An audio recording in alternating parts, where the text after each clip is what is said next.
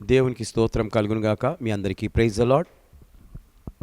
మీకు అందించబోయే ఈ ఆత్మీయ ఆహారాన్ని మీరు జాగ్రత్తగా వినాలని ప్రభు పేరట మనవి చేయుచున్నాను. హబక్కు గ్రంథంలో నుండి 4వ పాఠ్యభాగంగా శ్రమకు కారణము తీసుకున్న హబక్కుకు, శ్రమకు కారణము తెలుసుకున్న హబక్కుకు. హబక్కు గ్రంథం 2వ అధ్యాయం 6వ వచనం. తనది కాని దాన్ని నాక్రమించి అభివృద్ధి నొందిన వానికి శ్రమ, తాకట్టు సొమ్మును విస్తారముగా పట్టుకొనిన వానికి శ్రమ.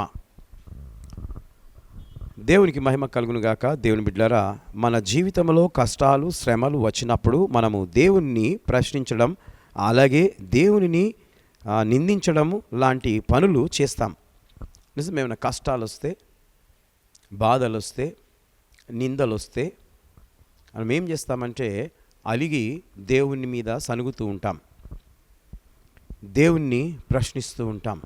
ఎందుకు దేవుడు నాకు ఇట్లా చేసిండు, నేను ఆయన నమ్ముకున్నా కదా, నాకు ఎప్పుడు సుఖం ఉందనుకుంటాను, కానీ ఈ శ్రమ ఎందుకు వచ్చింది అని అనుకుంటూ ఉంటారు. ప్రియమైనటువంటి దేవుని బిడ్డారా, అదే మనము ఒకసారి ఆత్మ పరిశీలన స్వపరీక్ష చేసుకుంటే ఆ శ్రమకు కారణం మన చెడ్డ ప్రవర్తననే అని తెలుస్తుంది. ఆ శ్రమ వచ్చింది అని అంటే మనము చేసే చెడ్డ కార్యము, మనము చేసే చెడ్డ పనులు, ఏదైతే మనం చేస్తామో అదే మనకు వెంటాడి మనల్ని గలిబిలి చేస్తూ ఉంటుంది. కాబట్టి నీవు కోరి శ్రమను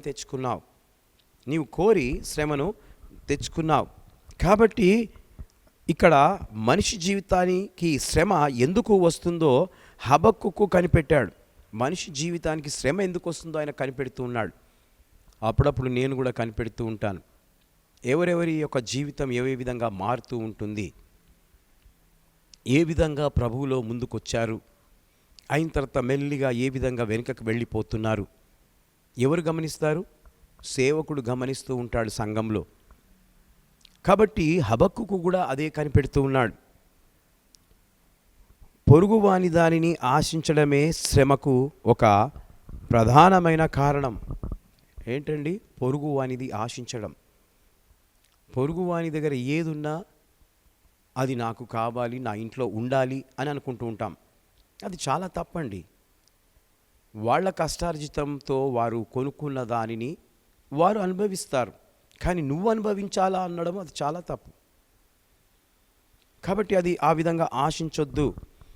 గుర్తుకుంచుకో, పొరుగువాని దానిని ఆశించకు అనగా దేనిని?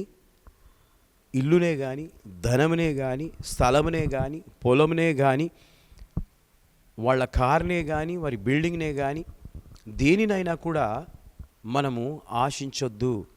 నీవు దేవుని బిడ్డవైతే ఆ విధంగా ఆశించవు. సాతాను బిడ్డలు ఆశిస్తారు, కానీ దేవుని బిడ్డలకు అలాంటి ఆశ ఉండకూడదు అని ఈ మాటలు తెలియజేస్తూ ముగిస్తున్నాను. దేవుడి మాటలు దీవించి ఆశీర్వదించును గాక. May God bless you.